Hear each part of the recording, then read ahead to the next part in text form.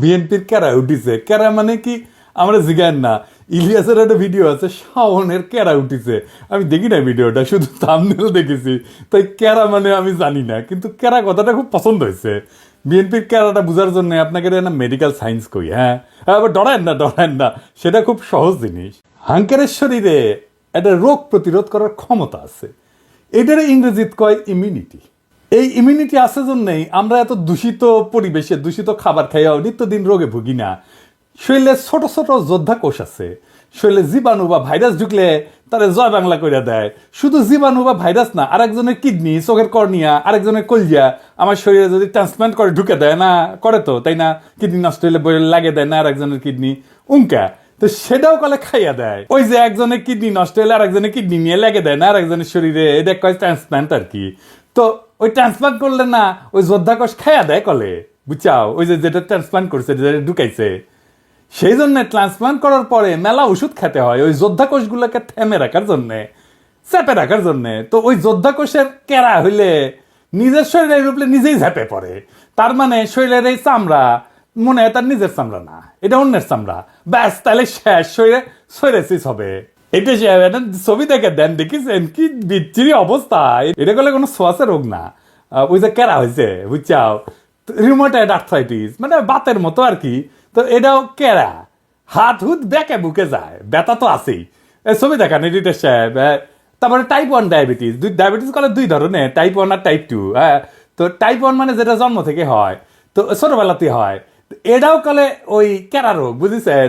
তো এটা ডাক্তারি ভাষায় কয় অটো ইমিউন ডিজিজ। আমি যদি ডাক্তারি বই লিখলামিনি তাহলে এই রোগ রে লিখলামিনি, নিজের নিজেই মারে, এত খারাপ কথা কেঁকে করে লেখা যায়, তাই কেরা রোগ লিখলামিনি, কেরা ইনকা কেরা হয়েছে বিএনপি, ওই নিজের দলের ইতিহাস ঐতিহ্য অবদান, এমনকি জিয়া খালেদার সিলসিলার বিরুদ্ধে দাঁড়াইছে। কেমনে দাঁড়াইছে আসেন দেখি। জিয়াউর রহমান বাংলাদেশের রাজনীতিতে কয়েকটা বেসিক মৌলিক কন্ট্রিবিউশন আছে, অবদান আছে। কি কি? এক নাম্বার, তিনি বাকশালী শাসন থেকে গণতান্ত্রিক ব্যবস্থা উত্তরণ ঘটাইছিলেন। এর ইন্টারেস্টিং ব্যাপার হইতেছে যে বাংলাদেশই পৃথিবীর ইতিহাসে প্রথম এবং একমাত্র দেশ যা মার্শাল ল অধ্যাদেশ দিয়ে গণতন্ত্রের উত্তরণ ঘটেছিল।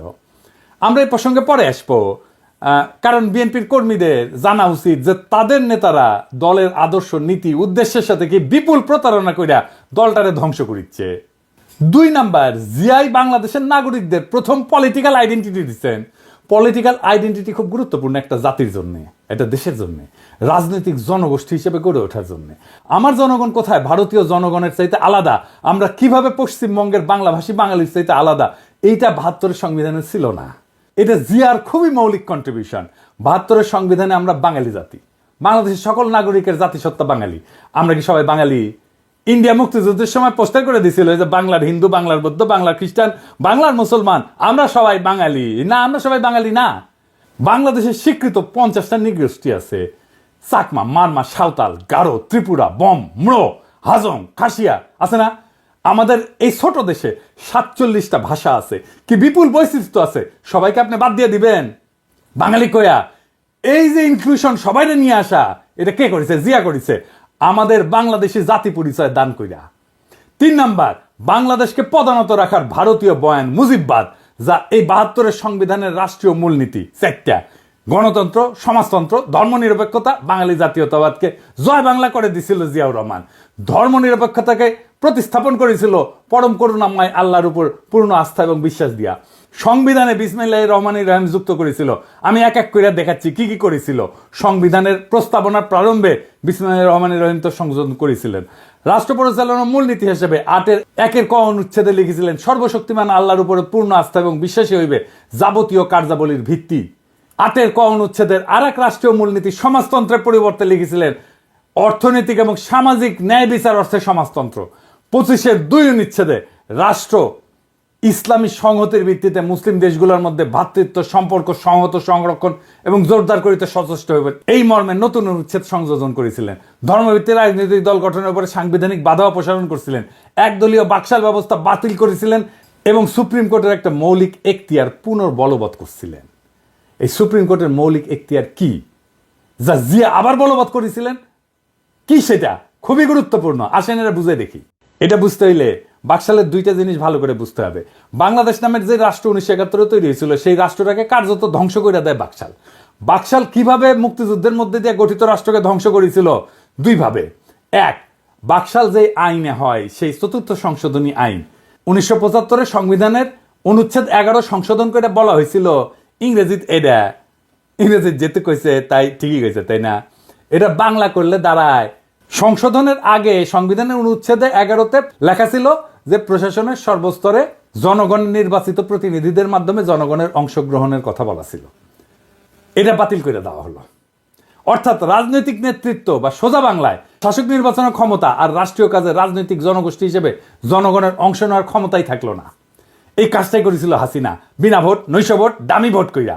এটাই ইন্ডিয়ান প্ল্যান, যে বাংলাদেশের ভূখণ্ড থাকবে, মানুষ থাকবে, কিন্তু নেতা নির্বাচনের ক্ষমতা থাকবে না, যেটা হাসিনা করেছিল।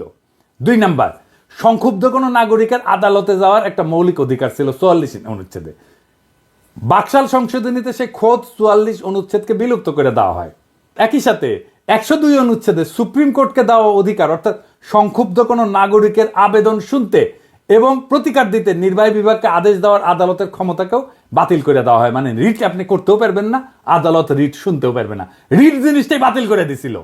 সোজা কথায় 4th সংশোধনী আইন রাষ্ট্রের নাগরিকের সংক্ষুব্ধ হওয়ার মৌলিক অধিকার রদ করে দিছিল। এটা জিয়া পুনরায় বলবৎ করছিলেন। এইটা আদালতের একটা মৌলিক ক্ষমতা, রিট গ্রহণ করার ক্ষমতা, রিট শোনার ক্ষমতা। এই বৈপ্লবিক পরিবর্তনটা সংবিধানে ছিল কিভাবে? 5ম সংশোধনীর মাধ্যমে। এই যে যা যা জিয়া করছিল রাষ্ট্র গঠনের ক্ষেত্রে, তাই 5ম সংশোধনী। শুধু তাই না, জিয়ার শাসনের বৈধতা ছিল 5ম সংশোধনী। সেই 5ম সংশোধনী ছিল আওয়ামী লীগ সিপিবির গলার কাটা। তাই এইটার একটা ব্যবস্থা করেছে। কিভাবে? এটা বাদ দিতে পারলেই অবিকৃত বাকশাল ফিরে আসে। এটাই ছিল আওয়ামী লীগ সিপিবির প্রজেক্ট। ইনফ্যাক্ট এটা ইন্ডিয়ান প্রজেক্ট। 5ম সংশোধনী বাদ দিয়া দেয় হাসিনা আদালতের রায়। ওইটা মুন সিনেমা হলের মালিকানার রায়ের মধ্যে সামে 5ম সংশোধনী বাতিল করে দেয় হাসিনা। ফলে জিয়ার শাসন আইনত বাংলাদেশে এখনো অবৈধ। বিএনপি যদি জিয়ার সংবিধান চাইতো, মানতাম। ওই জিয়ার সংবিধান থাকলে হাসিনার ফ্যাসিস্ট শাসন চালু করতে পারতো না। জিয়ার সংবিধান হচ্ছে 5ম সংশোধনীর সংবিধান। সেইটা বিএনপি চায় না, চায় 72-এর সংবিধান। নিজের ইতিহাস, নিজের ঐতিহ্যের বিরুদ্ধে দাঁড়াইতেছে বিএনপি। বিএনপির কেরা উঠিছে, তাই নিজে দাঁড়াইতেছে জিয়ার বিরুদ্ধে।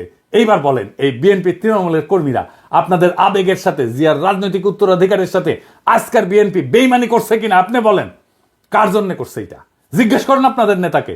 কার সাথে সে জিয়ার রাজনৈতিক ঐতিহ্যের বিরুদ্ধে দাঁড়ায় মুজিববাদী সংবিধান, 72-এর সংবিধান রক্ষার জন্য উঠা পড়া লাগছে? আমারে বলে আমি বিএনপি বিরোধী। হইতেই পারি বিএনপি বিরোধী, কিন্তু বিএনপি তো জিয়া বিরোধী হয়েছে। আমি তো জিয়া বিরোধী না। আসুক বিএনপির নেতারা আমার সাথে বাহাস করতে এই ইস্যুতে, তাদের জবাব দিতে হবে কেন তারা জিয়ার সংবিধানকে ত্যাগ কইরা মুজিববাদী সংবিধান রক্ষায় নামিছে। বিএনপির সাথে আমার শুধু না, আপামর বাংলাদেশের জনগণের বিরোধের জায়গাগুলো শুনে রাখেন, বিএনপি নেতারা শুনে রাখেন, বিএনপি কর্মীরাও শুনে রাখেন। 1 নাম্বার, বিএনপি আওয়ামী লীগকে ভোটে আনতে চায়, আমরা এটা চাই না। 2 নাম্বার, বিএনপি মুজিববাদী সংবিধানকে রক্ষা করতে চায়, আমরা এটা ছুঁইরা ফেলতে চাই। আমরা জিয়ার সংবিধান মাইনা নিতে রাজি আছি, কিন্তু কোনোভাবেই 72-এর মুজিববাদী সংবিধান মানব না। 3 নাম্বার, প্রথম আলো ডেইলি স্টারের পিঠ বাঁচাইতে আগায় আসা যাবে না। বিএনপি আগায় আসছে। প্রথম আলো ডেইলি স্টারের হোগা যারা চাটবে, তাদের সাথে কোনো পীড়িত নাই, তাদের সাথে ঐক্য অসম্ভব। 4 নাম্বার, বিএনপিকে ভারত প্রেম ছাড়তে হবে। বিএনপি ভারতের সাথে 2019 সালেও সম্পর্ক করতে গেছিল, পাত্তা দেয়নি ভারত। 15 অক্টোবর 2019-এ বিবিসিতে প্রকাশিত এক রিপোর্টে এভাবেই লেখা হয়েছিল কথাটা, দলটির পক্ষ থেকে গত কয়েক বছর ভারতের সাথে একটা ভালো সম্পর্ক তৈরির চেষ্টা অনেক সময় দৃশ্যমান হয়েছে। বিএনপির সিনিয়র কয়েকজন নেতা গত বছর মানে 2018 সালে ভারত সফরেও গিয়েছিলেন। তাদের সম্পর্ক তৈরির চেষ্টায় ভারত সেভাবে সাড়া দেয়নি।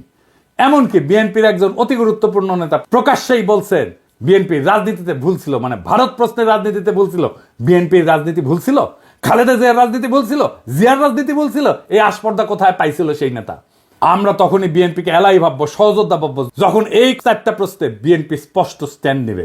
এখানে পলিটিক্যাল স্ট্যান্ড নেওয়াই রাজনীতি, টেম্পো স্ট্যান্ড দখল করা রাজনীতি না। মৌলানা ভাসানী আওয়ামী লীগেরই নেতা ছিল। আওয়ামী লীগ তারা ওন করতে পারে নাই, তাই মৌলানা ভাসানী আওয়ামী বিরোধীদের আদর্শিক নেতা হয়েছে। আপনাদের ভাগ্যেও সেই ঘটনা ঘটতেছে। আপনারাও জিয়ার রাজনীতি ওন করতে পারতেছেন না। আগামীর বাংলাদেশ জিয়ার দেখানো পথে হাঁটবে। জিয়ার 19 দফার প্রথম দফাই হচ্ছে সর্বতভাবে দেশের স্বাধীনতা, অখণ্ডতা এবং সার্বভৌমত্ব রক্ষা করা। সর্বতভাবে মানে সব রকম উপায়ে, রাজনৈতিক, সামরিক, কূটনৈতিক সহ যা যা পদক্ষেপ নেওয়া যায় সবভাবে। এই কারণেই জিয়াউর রহমান বাংলাদেশে আধিপত্যবাদ এবং আগ্রাসন বিরোধী জনগণের নিরঙ্কুশ সমর্থন পাইছিলেন। তিনি আমাদের নেতা হয়ে থাকবেন। আমরা জিয়াকে রিপোজিশন করব পলিটিক্সে। বাংলাদেশের রাজনীতিতে আমরা জিয়ার চিন্তাকে পুনরাবিষ্কার করব, যা আপনারা পারেন নাই। রাজশাহীতে ছাত্র রাজনীতি করার টাইমে আমরা স্টার সিগারেট খেতাম, কম পয়সা, টাকা পয়সা ছিল না, তো তাই তো এক বিএনপি নেতা আমাদের স্টার সিগারেট খাওয়া দেখে তাচ্ছিল্য করে কইছিল যে ওই বিএনপি করে গল্লিক খায়। গল্লিক মানে গল্লিফ আর কি, সিগারেট। আপনারা বিএনপি করেন আর নির্বাচনের গল্লিক খান। আমরা জিয়ার রাজনীতি নিয়ে আগায় যাব, দেখেন কার পিছে জনতা আসে। আমি শিওর আপনাদের দলের ত্যাগী এবং তৃণমূলের কর্মীরা দলে দলে আমাদের রাজনীতিকে ঊর্ধ্বে তুলে ধরবে। ওরা জিয়ার রাজনীতি কোনটা সেটা ঠিকই চিনতে পারবে। ওরা গোল্ডিক খাইতে আসে নাই, তারা জিয়ার রাজনীতি করতে আসছে। আপনাদের মুজিববাদী, সংবিধান প্রেমী আর ভারত প্রেমী রাজনীতির ন্যারেটিভ বয়ান বদলাইতে না চাইলে আসেন খেলবো। বয়ান আর ন্যারেটিভ তৈরির মাঠে খেলা হবে, এই কাজটা আমরা ভালো পারি। আর লাইনে আসলে স্বাগতম। ভারতের আগ্রাসন মুক্ত, আওয়ামী বয়ান মুক্ত আগামীর বাংলাদেশ একসাথে গড়ব। চয়েস আপনার। ইনকিলাব জিন্দাবাদ।